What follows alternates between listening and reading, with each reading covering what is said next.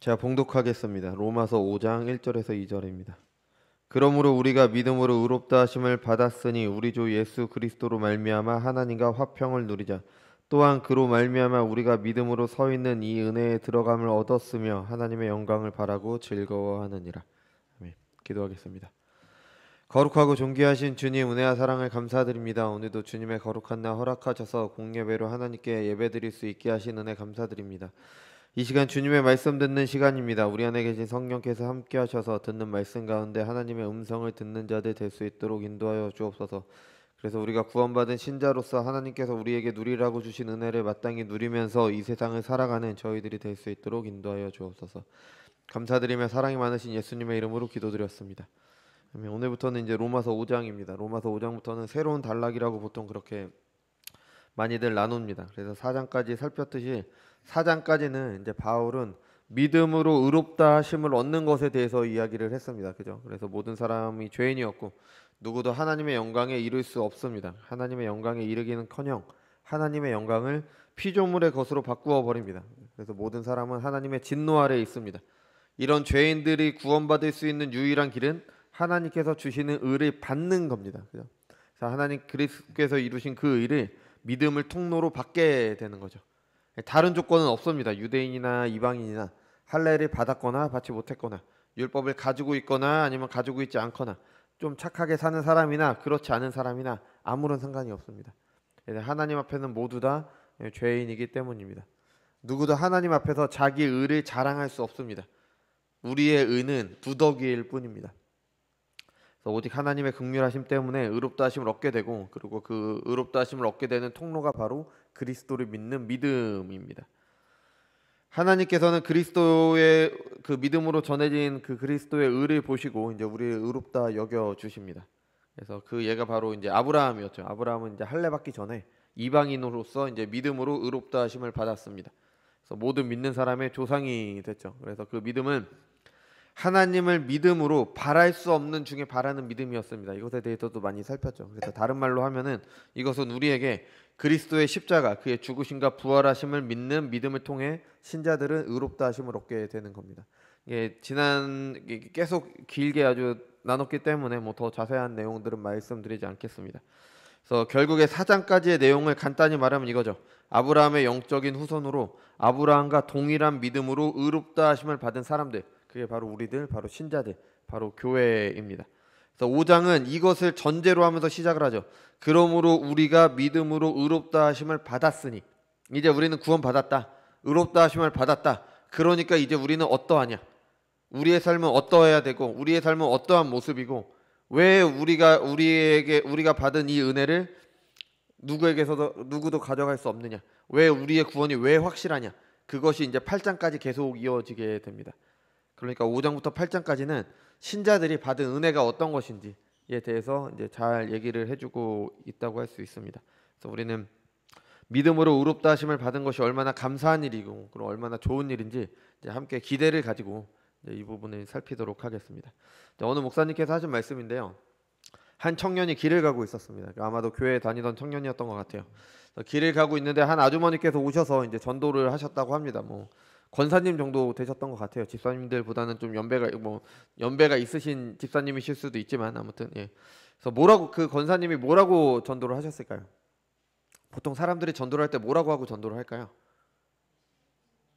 예, 대답이 나오네요. 예, 복음을 믿고 구원받아라. 예수님 믿고 구원받아라. 이게 보통 이제 복음을 전하는 거죠, 그죠? 근데 그분이 이제 잘 그 얘기를 듣다가 질문을 했대요. 전도하시는 분한테. 구원이 뭡니까? 예수님을 믿고 구원받으라고 하잖아요. 구원이 뭡니까? 여러분 뭐라고 대답하실 것 같으세요? 예수님을 믿고 구원받아라. 구원이 뭡니까?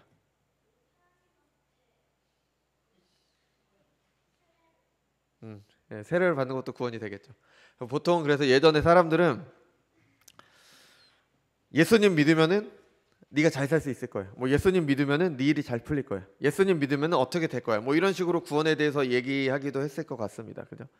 구원이 뭘까요? 그래서 우리들 이렇게 좀 그 전도하시던 분이 그 질문을 듣고 나서 어떻게 하셨을까요? 대답을 하셨을까요? 대답 못 하셨다고 합니다. 자리를 피하셨대요. 그죠? 진짜인지 아닌지 모르지만 우리는 이 문제에 대해서 꼭 생각을 해봐야 됩니다. 우리는 모두 예수님을 믿잖아요. 그죠? 여러분, 예수님 왜 믿어요? 우리 왜 예수님 믿습니까?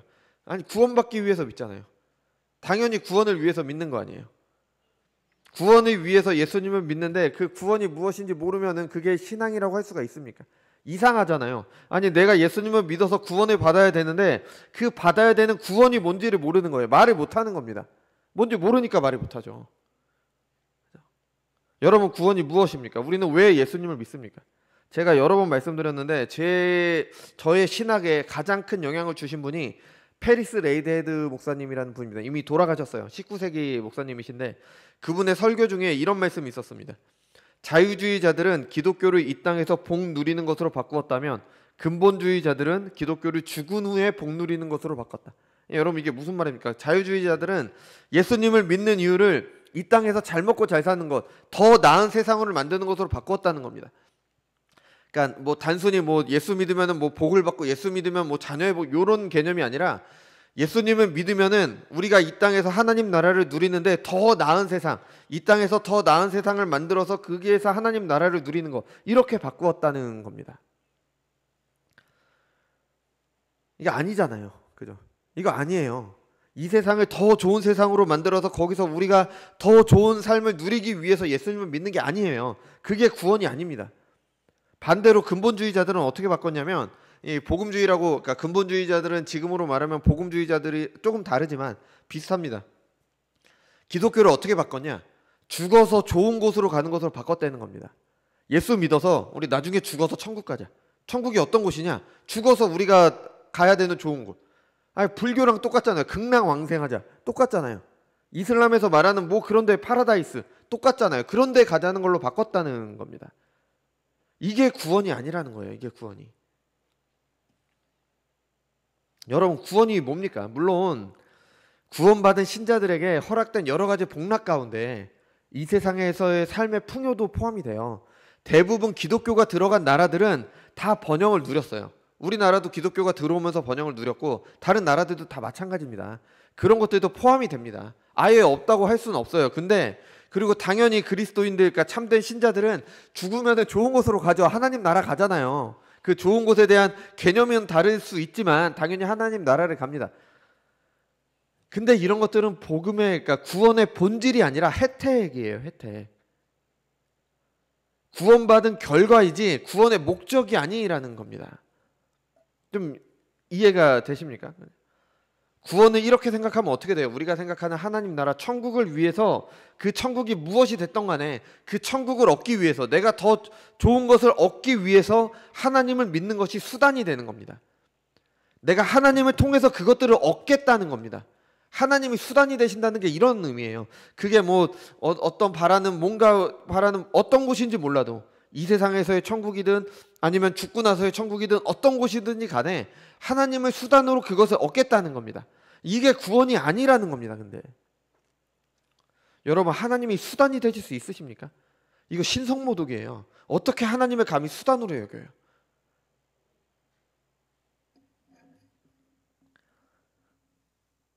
근데 많은 경우에 우리가 이렇게 오해하고 생각하고 믿고 있지 않습니까?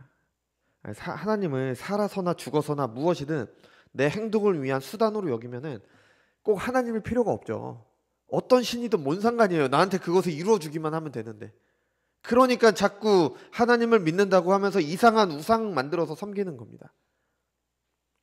내게 행복을 줄 수 있다면, 우리가 생각하는 하나님 나라를 줄 수만 있다면 무엇이든 상관이 없는 거죠.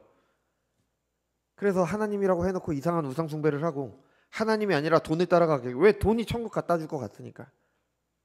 하나님이 아니라 세상 풍조를 따라갑니다. 왜? 그게 나한테 천국 갖다 줄 것 같으니까. 나를 행복하게 해줄 것 같으니까. 그래서 신자라고 하고 교회 다닌다고 하면서 세상의 빛과 소금이 아니라 짠맛을 잃은 소금이 되어 길가에 버려져 밟히는 게 바로 교회의 모습 아닙니까? 예수님을 믿어서 구원받았다? 이것을 바울은 믿음으로 의롭다 하심을 얻었다라고 얘기를 했잖아요. 구원을 받았다, 의롭다 하심을 얻었다, 같은 의미예요. 물론 구원에는 더 큰 의미가 있지만 의롭다 하심을 얻은 겁니다. 여러분, 의가 뭐라고 했어요? 하나님과 올바른 관계에 있는 게 의롭다라는 거였잖아요. 구원은 뭐냐? 하나님과 올바른 관계로 회복된 게 구원입니다. 우리가 예수님을 믿어서 얻는 가장 큰 게 뭐냐면 하나님과 올바른 관계에 들어갔다는 겁니다. 다른 것들은 하나님과 관계가 회복되는, 구원에서 파생되는, 구원에서 나오는 그냥 뭐 그 격가지들, 열매들, 그런 것들이에요. 하나님과 관계가 회복됐기 때문에 제대로 된 삶, 지혜로운 삶을 살게 됩니다. 그 결과 삶의 풍요도 누리게 됩니다. 하나님과 관계가 회복되었기 때문에 죽어서 하나님 나라 가는 거죠. 하나님과 관계가 회복됐으니까 이 세상 가운데 하나님 나라를 누리면서 살아가게 되는 겁니다. 하나님은 이런 혜택들을 위한 수단이 아니라 하나님과의 관계가 목적입니다. 그 혜택들은 이제 그 결과로 이제 따라오게 되는 것들 뿐이죠. 여러분, 우리나라에 정말 많은 게 뭘까요? 카페 정말 많잖아요. 요즘에 정말 많죠. 편의점도 정말 많잖아요. 그죠? 근데 얼마 전만 해도, 한 5년 전만 해도 우리나라에서 가장 많은 게 뭐였을까요? 교회입니다. 교회. 교회 엄청 많잖아요. 뭐 밤에 이렇게 높은 건물에 가보면 온통 빨간 십자가잖아요. 요즘엔 많이 없어졌을지 모르겠는데 십자가들 정말 많죠. 교회 정말 많습니다. 신자들도 많아요. 근데 왜 세상이 달라지지 않습니까? 왜 세상은 여전히 힘들어요? 왜 세상은 여전히 죄로 가득합니까? 아니, 교회가 그렇게 많은데, 교회가 하나님과의 관계가 아니라 그 결과만 바라기 때문 아닙니까? 그러니까 세상에 줘야 되는 짠맛을 주지 못하기 때문 아닙니까?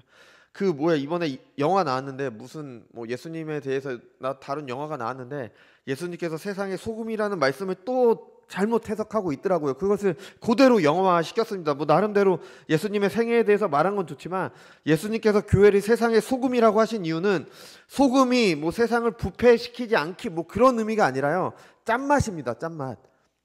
너희는 세상의 소금이라. 소금이 짠맛을 잃으면 무엇으로 짠맛을 내리오? 라는 말씀만 나와 있잖아요. 부패는 안 나와 있어요. 교회가 세상의 소금인 것은 짠맛을 줘야 되기 때문입니다. 짠맛. 교회만이 줄 수 있는 짠맛. 소금이 없으면 우리 짠맛을 얻을 수 없잖아요. 교회가 아니면은 하나님의 말씀, 하나님께서 주시는 세상을 보여줄 수가 없다니까요. 교회가 보여줘야 되는 게 바로 그거예요. 근데 왜 못 보여줍니까? 하나님과의 관계가 회복되지 않았으니까. 구원이 뭔지 제대로 모르고 있으니까. 구원에서 나오는 결과들만 바라고 있으니까. 그러니까 빛으로 세상의 어둠을 비춰야 되는데 그냥 빛이 비추기는커녕 똑같이 어두워지는 거 아닙니까? 요한복음 4장에 보면은 예수님께서 사마리아 여인을 만나시는 장면이 나와요. 다 아시는 내용이죠. 그죠? 이 여인에게는 문제가 있었습니다. 남편이 5이나 있는데 지금도 함께하는 남편이 또 있었어요. 그냥 제대로 된 삶을 살지 못하는 거예요. 뭐 재혼이 잘못됐다 그런 얘기를 하는 게 아니라 이 여인은 평생 뭔가 자기에게 부족함을 느꼈습니다. 근데 그 부족함을 어디서 찾았냐? 남편에게서 찾으려고 한 거예요. 근데 안 되고 아무리 찾아도 못 찾는 겁니다. 그러니까 남편이 5이 있다가 또 있게 된 거죠. 그러다 그녀의 삶은 어떻게 됐습니까? 사람들의 눈을 피해서, 보통 유대인들은 낮이 아니라 밤에 물에 들어가요. 낮에 너무 덥기 때문에. 근데 이 여인은 사람들의 눈을 피해서 낮에 물에 들어갔습니다. 삶에 문제가 있는 거예요. 제대로 된 삶을 살지 못하는 겁니다. 근데 예수님께서 그 여인과 이제 대화를 합니다. 대화를 할 때 예수님께서 어떤 말씀을 하셨을까요? 너는 이러이러한 문제가 있다라고 말씀하셨어요. 분명히 그 문제를 드러내셨습니다. 그랬더니 여인이 예수님께 이 문제를 해결하려면 어떻게 해야 됩니까? 라고 묻지 않아요. 우리가 누구를 예배해야 됩니까? 예수님께서도 너는 이런 문제가 있으니까 나가서 이렇게 해서 너의 그 마음에 있는 뭔가를 치유하기 위해서 뭘 해야 되고 뭘 해야 되고 뭘 해야 된다, 이 말씀하지 않으십니다. 하나님을 참되게 예배해야 된다, 이 말씀을 하십니다. 이게 구원인 겁니다. 이게 구원. 하나님을 참되게 예배하는 것, 하나님과 관계가 회복돼서 하나님을 참되게 예배하는 것, 이게 바로 구원이기 때문에 이걸 말씀하시는 거예요. 모든 문제의 근본적인 해결이 바로 이것이니까. 이 문제가 제대로 해결되지 않으면 아무 소용이 없습니다. 사마리아 여인을 보십시오. 하나님을 예배하지 않았습니다. 자신의 행복을 예배했습니다. 근데 하나님과 관계가 회복되지 않은 채 어떻게 해서든 괜찮은 행복한 삶을 찾아보려고 했어요. 이 남자 저 남자 찾아다녔죠. 어떻게 됐습니까? 아무것도 안 남았습니다. 다른 것들로 목마름을 채우려고 하니까 도리어 자신의 삶이 파괴가 됐습니다. 여러분, 이거는 모든 사람에게 동일한 문제입니다. 아담이 범죄한 이후에 모든 사람은 하나님과 관계가 잘못됐습니다. 바울은 이것을 누구도 하나님의 영광에 이룰 수 없게 되었다라고 말해요. 아니, 우리가 서로 사람 사이의 관계라면 뭐 신자는 그러면 안 되지만 나랑 사이가 안 좋다, 안 보면 그만입니다. 한 사람쯤 안 봐도 돼요. 근데 물론 신자들은 그러면 안 돼요. 그러면 안 됩니다. 근데 우리가 그냥 사람이라면 사람과 사람 사이의 관계에서 내 마음에 안 들어? 안 보면 끝입니다. 그죠? 근데 하나님과는 그러면 안 돼. 그럴 수 없다는 겁니다. 제대로 살 수가 없어요. 그 결과가 우리가 사는 세상입니다. 우리가 사는 세상은 왜 이렇게 됐냐? 하나님과의 관계가 잘못됐기 때문에 그렇습니다. 물론 그 안에 다 잘못됐다가 아니라 그 안에 괜찮은 모습들도 있지만 전체적인 세상의 흐름을 보면은 점점 더 악한 세상으로 가잖아요. 문제가 있는 세상으로 가잖아요. 그 근본적인 문제가 뭐냐? 하나님과 관계가 틀어졌기 때문에 그런 겁니다. 우리는 나름대로 정말 열심히 살아가죠. 우리 다 열심히 살잖아요. 우리의 행복을 위해, 괜찮은 삶을 살기 위해 노력하잖아요. 그죠? 네, 여러분, 근데 정말 죄송한 말씀이지만 그래서 우리가 무엇을 얼마나 이루었습니까? 여러분, 우리가 얼마나 우리의 삶은 기쁨으로 가득 찹니까? 기쁠 때도 있죠. 근데 우리가 힘들 때가 훨씬 더 많지 않습니까? 무엇을 얼마나 더 가져야지, 얼마나 더 대단해져야지 우리가 만족하면서 기쁨으로 살게 됩니까? 많이 가지면 그것으로 만족하지 못하고 또 다른 늪에 빠지잖아요. 우리 뉴스에서 보면은 그 대단한 사람들이 마약에 빠지잖아요. 아니, 이해가 안 돼요. 아니, 그렇게 그만큼 다 가졌으면은 왜 마약에 빠지는지 이해가 안 되잖아요. 더 높은 성공에 목매고, 그래서 뭐 가족들과 뭐 이렇게 되고 뭐 여러 가지 문제들이 생기잖아요. 여러분, 사람들이 왜 마약에 중독됩니까? 처음에는 착각을 하는 거죠. 그게 나한테 좋은 거다 하면 모르겠습니다. 하면 좋은가 봐요. 그러니까 하겠죠. 사람들이 왜 성공에 목을 맵니까? 그걸 이루어지면 내가 행복할 것이라고 착각하기 때문에. 그렇게 해도 안 됩니다. 물론 어느 분야든 성공하신 분들은 훌륭하신 분입니다. 그분들의 수고나 노력을 비하하는 게 아닙니다. 뭐 저보다 훨씬 더 훌륭하신 분들이죠. 그렇게 열심히 하셨으니까. 근데 그런 것들이 나를 만족시켜줄 수 없다는 겁니다. 그런 것들이 문제가 아니라는 거예요. 물론 잠깐 행복은 줄 수 있지만 완전한 행복은 주지 못합니다. 뭐 이렇게 말하면 이제 저도 뭐 다 누리면서 살아본 적이 없으니까 뭐 그렇게 말씀하신다고 할 수 있는데, 근데 실제로도 뭐 제가 뭐 다 누려보지 않았으니까 잘 모릅니다. 뭐 정말 내가 돈이 많고 그렇게 대단한 사람이 되면은 정말 내 마음이 그래도 문제가 있을지 모르겠지만 성경이 그렇게 이야기를 하고 있습니다. 성경이. 솔로몬 보면 알잖아요. 솔로몬 돈이 얼마나 많았습니까? 왕이었잖아요. 세상에서 가장 지혜자였어요. 근데 어떻게 됐어요? 우상 숭배했잖아요. 우상 숭배하니까 그의 말년이 결국에는 하나님을 떠나게 됐죠. 문제가 생기는 겁니다. 문제가. 그래서 그가 이제 죽은 이후에 나라가 둘로 나뉘잖아요. 그죠? 그리고 우리가 눈으로 봐도 그렇게 대단하던 사람들이 한순간에 무너지죠. 그만하면 된 것 같은데, 그만하면 다 가진 것 같은데 왜 굳이 그런 것 가지고 왜 그렇게까지 해서 그렇게 되냐? 하나님과 관계가 잘못됐기 때문입니다. 그게 문제인 거예요. 그게. 아담과 하와가 선악과를 먹고 가장 먼저 한 일은 하나님을 피하는 것이었습니다. 하나님 관계에 문제가 생긴 거죠. 그렇게 되자 가장 먼저 생긴 일은 살인이었습니다. 살인. 그죠? 하나님께 드리는 제사 예배에 문제가 생기니까 사람 사이에도 문제가 생겼던 거죠. 하나님께서 아브라함의 후손인 이스라엘 백성들과 언약을 맺으실 때 그 언약의 핵심은 항상 이겁니다. 나는 너희의 하나님이 되고 너희는 내 백성이 될 거다. 너희가 어떻게 될 거다. 그거는 두 번째 문제고, 나는 너희의 하나님이 되고 너희는 내 백성이 될 거다. 관계의 문제입니다. 관계.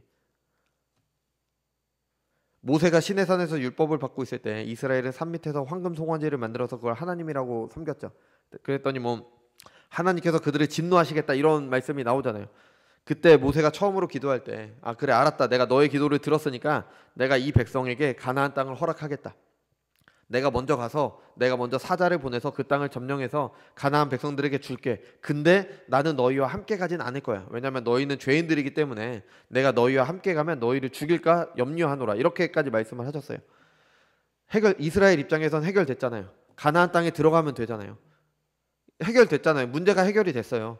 근데 모세는 거기에서 그치지 않았습니다. 왜 이스라엘에게 중요한 것은 하나님과 가나안 땅이 아니라 하나님과 함께하는 게 중요했기 때문입니다. 그래서 모세가 다시 기도했을 때 하나님께서 내가 너희와 함께 가리라 라는 말을, 그 응답을 결국에는 받게 되는 거죠.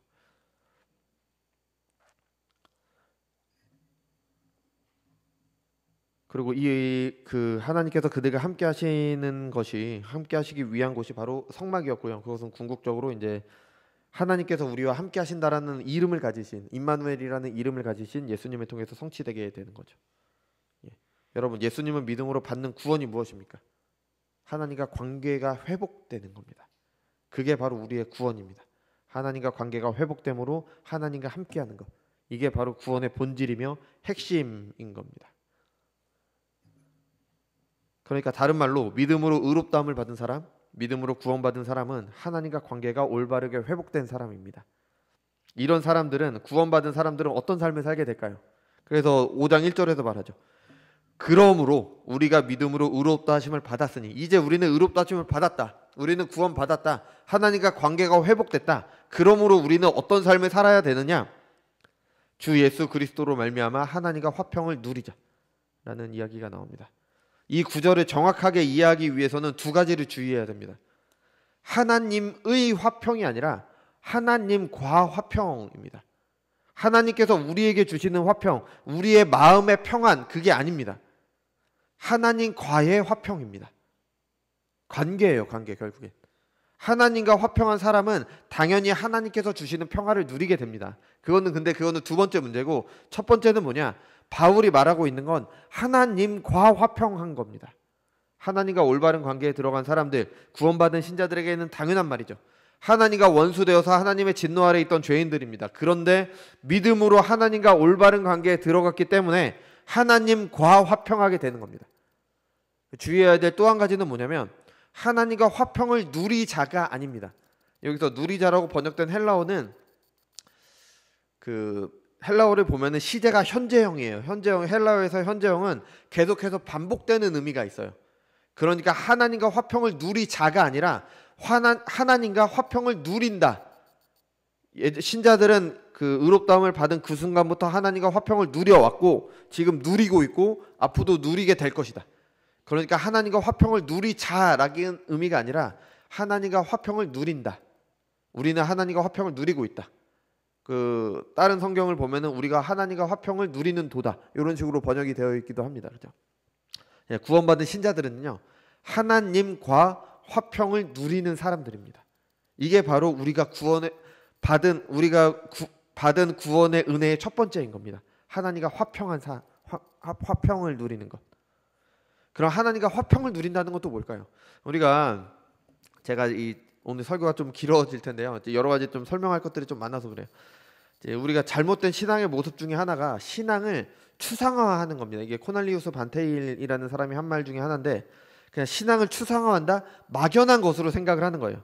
하나님과 화평을 누린다, 그것을 그냥 정확하게 어떤 것인지 모르니까 막연하게 느낌만 가지는 겁니다. 근데 성경은 추상적이지 않습니다. 우리가 매주 수요일마다 이제 욥기를 읽고 있잖아요. 욥기를 읽다 보면은 고난당하는 욥을 위로했던 세 친구들이 이제 욥을 정죄하는 내용이 나오잖아요. 하나님께서는 의인들에게 복을 주시고 악인에게는 벌을 주신다. 그러니까 지금 욥, 너에게 이런 고난이 있는 이유는 네가 죄를 지었기 때문이다. 그러니까 회개해라. 맞는 말 같잖아요. 뭔가 맞는 말 같은데, 우리가 욥기 1장을 보면은 욥은 뭔가 문제가 있어서 자기가 죄를 지었기 때문에 고난을 받은 게 아니잖아요. 사탄이 시험한 거잖아요. 사탄이 하나님께 허락을 받아서 시험을 한 거잖아요. 그러니까 우리는 아니라는 거 알아요. 근데 욥의 세 친구의 말을 보면은 뭔가 맞는 말 같기도 합니다. 그죠? 그런데 이 세 친구의 말에 대답하는 욥도 세 친구와 비슷한 논리로 말해요. 하나님께서는 죄인들을 벌하시고 의인에게는 복을 주신다. 근데 나는 죄를 짓지 않았어. 왜 하나님께서 나에게 이런 벌을 주실까? 왜 내가 이런 고난을 받아야 될까? 나는 억울하다. 나는 하나님과 항변하고 싶다. 이게 계속 욥의 주장이었잖아요. 욥이나 욥의 세 친구들이 알던 하나님과 그들이 실제로 경험하는 하나님이 다르기 때문에 이런 일이 생겨나게 되는 거죠. 그래서 하나님께서 이제 마지막에 욥에게 말씀하셨을 때 욥은 이렇게 말합니다. 내가 주께 대하여 귀로 듣기만 하였사오나 이제는 눈으로 주를 배웁나이다. 아멘. 욥과 세 친구는 신앙을 추상화한 전형적인 모습인 겁니다. 알기는 아는 것 같은데, 뭔가 맞는 것 같은데 제대로 알지 못합니다. 왜 그럴까요? 듣기만 하고 생각하지 않아서일 수 있습니다. 아, 그냥 이렇구나. 아, 그래, 그렇구나. 근데 이런데? 근데 이런 생각은 안 해본 거예요. 아니면은 그냥 알기만 하고 그것을 경험하지 못했기 때문입니다. 성경이 말하는 믿음은 그렇지 않습니다. 경험되어서 분명히 아는 겁니다. 여러분, 아브라함 보세요. 아브라함은 믿음으로 의롭다 하심을 받았잖아요. 근데 그 믿음이 말로만 끝나지 않았어요. 삶으로, 믿음으로 의롭다 하심을 받은 사람의 삶이 무엇인지 직접 살았어요. 그리고 우리에게 그걸 증거해 주고 있습니다. 하나님과 화평을 누린다도 마찬가지입니다. 막연한 느낌이 아닙니다. 우리의 삶 가운데 분명하게 경험하고 느끼는 것이에요. 여러분, 하나님과 화평 누리고 계십니까? 하나님과 화평을 누린다는 게 무엇인지 우리가 얘기할 수 있어요. 왜냐하면 내가 누리고 있는 거니까. 내가 누리고 있어야 되는 거니까. 하나님과 화평을 누리는 게 우리의 삶에 어떻게 나타나게 됩니까? 먼저는 하나님의 말씀에 관심을 갖게 됩니다. 우리가 하나님과 화평하게 되면 하나님을 사랑하게 되는데, 하나님을 사랑하기 위해서 하나님께 관심을 갖게 되는데, 하나님에 대해서 알기 위해서 하나님의 말씀밖에 없잖아요. 그러니까 당연히 하나님의 말씀에 관심을 갖게 되는 겁니다. 다른 것이 없어요. 이거는 뭐 상식적으로 생각해봐도 너무 당연하죠. 우리가 어떤 사람과 이제 화평하게 돼, 화목하게 됐어요. 친하게 지었어요. 우리는 그 사람을 알고 싶어 하잖아요. 그리고 그 사람의 말을 듣게 되잖아요. 당연히 성경에 관심을 갖게 되는 겁니다. 우리가 하나님의 말씀에 관심이 없다? 하나님과 화평을 누리지 못하는 겁니다. 하나님과 화평을 누리지 못한다? 하나님과 올바른 관계에 있는 게 아니죠.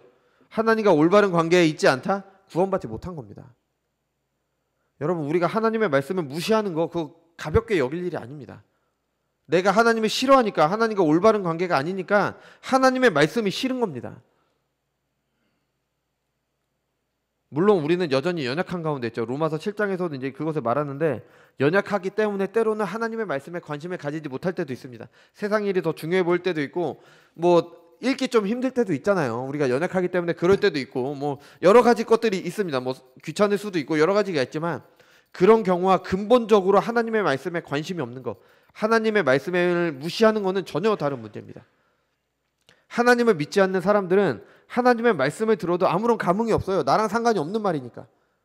그러니까 무시하죠. 그러니까 관심이 없는 겁니다. 그러니까 읽질 않는 거예요. 그러니까 듣질 않습니다. 근데 신자들은 아닙니다. 신자들은 하나님의 말씀이 진리라는 것을 알죠. 아니, 진리라는 것을 아는데 어떻게 관심을 갖지 않고 무시할 수가 있어요? 내게 생명을 주는 진리인데, 내 삶의 등이고, 뭐 내 발 위에 있는 등이고, 내 삶에 비춰주는 빛이고, 근데 어떻게 하나님의 말씀, 성경에 관심이 없을 수가 있냐고요. 어떻게 무시할 수가 있냐고요. 하나님을 믿는다고 말을 하면서 어떻게 성경을 읽지 않을 수가 있습니까? 어떻게 설교를 듣는데 딴 생각을 할 수가 있어요? 아니, 일주일 내내 하나님의 말씀 들을 때가 어디 있어요? 설교 시간밖에 없잖아요. 여러분, 누구나 행복을 원합니다. 스스로 행복하지 않기를 바라는 사람은 없어요. 근데 하나님과 화평을 누리지 못하는 사람들은, 하나님의 말씀을 무시하는 사람들은 행복을 추구하는 방법이 잘못됐습니다. 그러니까 이상한 길로 가죠. 아니, 이스라엘 백성들이 왜 황금 송아지를 만들었어요? 모세가 없으니까, 가나안에 들어가지 못할 것 같으니까 그들만의 행복을 추구하는 방법으로 하나님을 만든 겁니다. 이 신이 우리를 가나안 땅으로 이끌 것이다. 스스로 망친 거죠. 이스라엘이 왜 우상 숭배를 했습니까? 가나안에서 살기 위해서 섬긴 거잖아요. 행복을 위해서 했지만 결국에 그들을 멸망의 길로 있었죠. 여러분, 이런 길이 얼마나 많아요. 아니, 아까도 말씀드린 것처럼 마약을 사는 사람들도 자기 행복 때문에 하잖아요. 도박을 하는 사람들도 그게 좋으니까 하잖아요. 근데 그들이 생각하는 행복이 잘못됐죠. 행복을 추구하는 방식이 잘못됐죠. 사람의 권리, 인권 존중해야 하는 거 너무 당연하죠. 우리의 행복을 위한 길이잖아요. 근데 그것을 추구하는 방법이 잘못됐으니까 어떤 일이 일어나요? 불륜을 저지르고 뻔뻔하게 나는 내가 행복하기 위해서 배우자 외에 다른 사람을 사랑했다. 말이나 되는 겁니까 이게? 내 행복을 위해서 내가 사랑했다. 근데 뭐가 문제냐? 나는 내가 행복하기 위해서 이성이 아닌 동성과 결혼하려고 했다. 사람이 사람을 사랑하는데 뭐가 문제냐? 문제죠.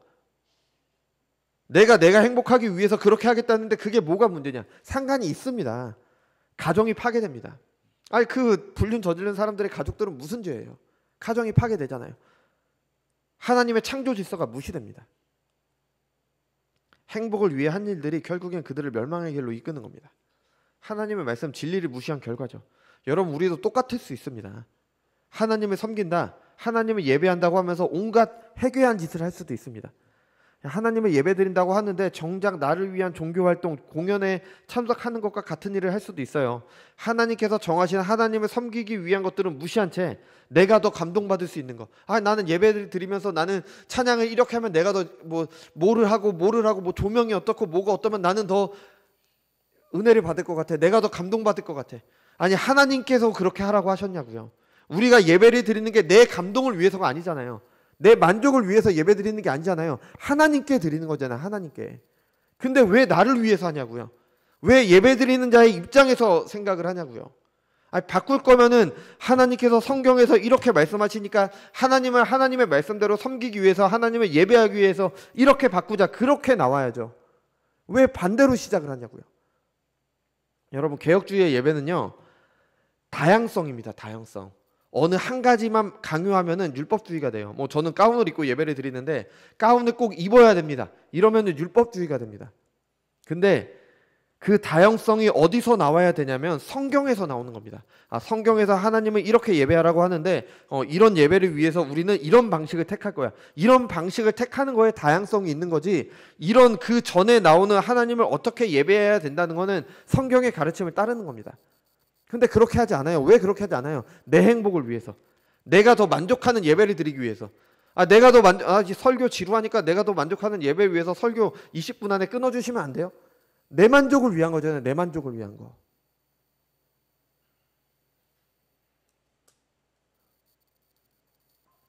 우리 시대에 많은 교회들이 드리는 예배들을 보십시오.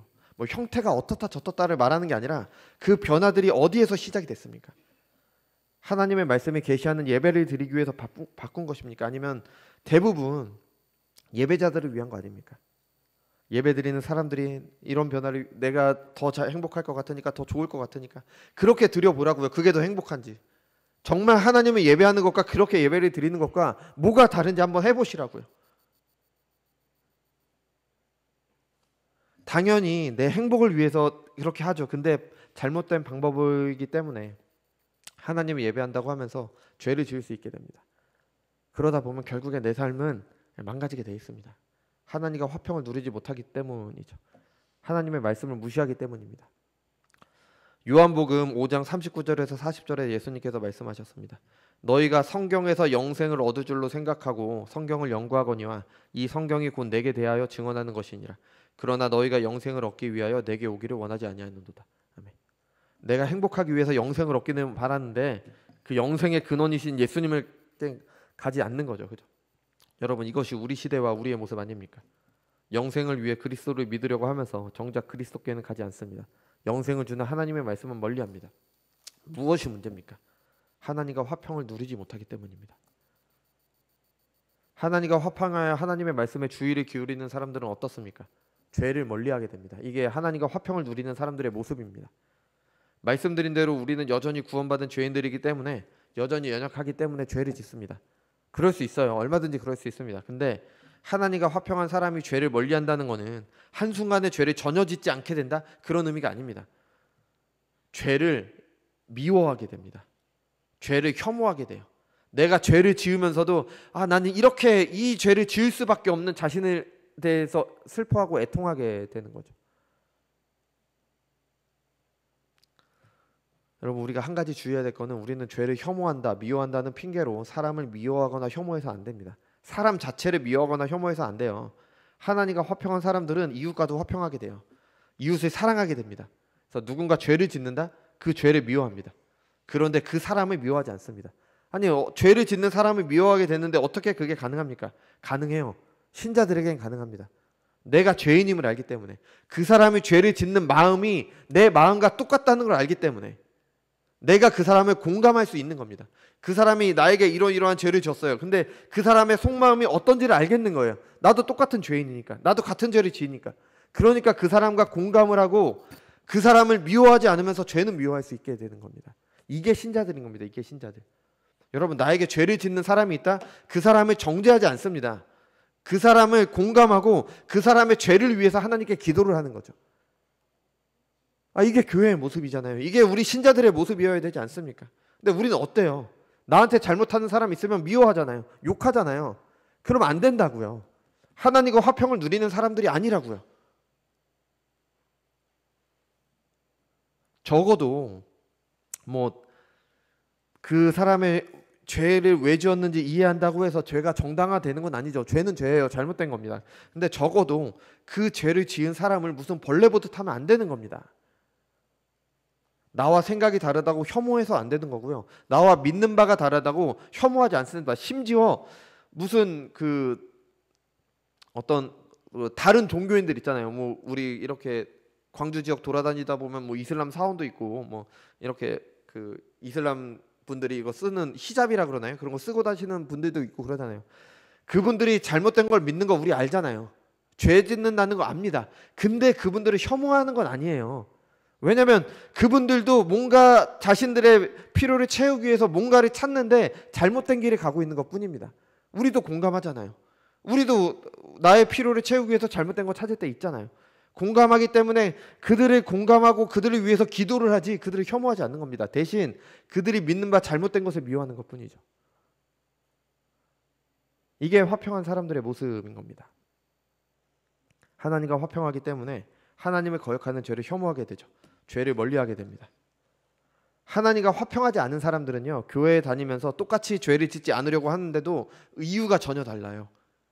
하나님께 벌 받을까 봐, 아니면 다른 사람들이 나를 어떻게 볼까, 그게 두렵기 때문에 죄를 멀리하려고 합니다. 여러분, 이거는 화평한 사람의 모습이 아닙니다. 어떻게 해서든 죄를 안 지으면 되는 거 아닙니까? 믿음으로 하지 않는 모든 게 죄입니다. 심지어 내가 죄를 피하려고 하는 그 모습도 내가 믿음으로 하지 않으면 잘못된 거예요. 하나님과 화평하기 때문에 죄를 멀리하는 겁니다. 그렇지 않은 사람들은 적당히 벌받지 않을 정도로, 사람들에게 비난받지 않을 정도로 하는 겁니다. 우리가 하나님께 하는 거 보세요. 우리가 하나님께 예배드리는 거, 하나님께 헌신하는 거, 하나님께 헌금하는 거, 뭐든지 다 보세요. 적당히 하나님께 욕먹지 않고, 이런 말 하면 안 되지만 적당히 하나님께 욕먹지 않을 정도로, 다른 사람들 눈에 모나지 않을 정도로. 신자들은 아닙니다. 하나님과 화평한 사람들이기 때문에, 진리를 사랑하기 때문에, 진리를 추구하고 죄를 미워하기 때문에, 정말 진심으로 하나님을 섬기기 때문에, 하나님께 순종하는 것을 원하기 때문에 주변과 맞추지 않아요. 다른 사람들의 눈치를 보고 그렇게 하지 않습니다. 저 사람은 저렇게 했네, 나는 이렇게 해야겠다, 그러지 않습니다. 이런 사람들은 교회에 따라서 자신의 신앙의 모습이 바뀌어요. 이 교회에서 이렇게 열심히 하면 같이 열심히 합니다. 근데 저 교회에서 좀 덜 한다, 자기도 덜 해요. 왜냐하면 주변 눈치 보고 적당히 맞추면 되는 거니까. 신자들의 모습이 아니라니까요. 신자들은 어디를 가던 성경의 기준에 따라서 행동하게 됩니다. 하나님의 말씀의 기준에 따라 행동이 돼요.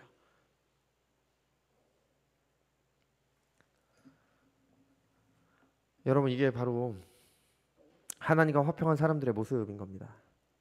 여러분, 우리는 믿음으로 의롭다 하심을 받게 됩니다. 믿음으로 구원을 받습니다. 그리고 그 구원은 하나님과 관계가 회복되는 겁니다. 하나님과 관계가 회복된 사람들은 하나님과 화평을 누리게 됩니다. 하나님과 화평을 누리는 것은 지금까지 살펴본 것처럼 하나님의 말씀을 소중히 생각하는 것과 하나님께 거역하는 죄를 미워하고 혐오하는 것으로 우리의 삶 가운데 나타나는 겁니다. 머릿속에만 머무는 게 아니라 삶 가운데 직접 경험하게 되는 변화입니다.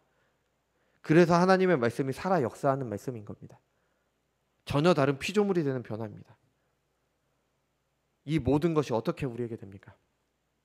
1절에 다시 보면은 우리 주 예수 그리스도로 말미암아 하나님과 화평을 누린다라고 되어 있습니다.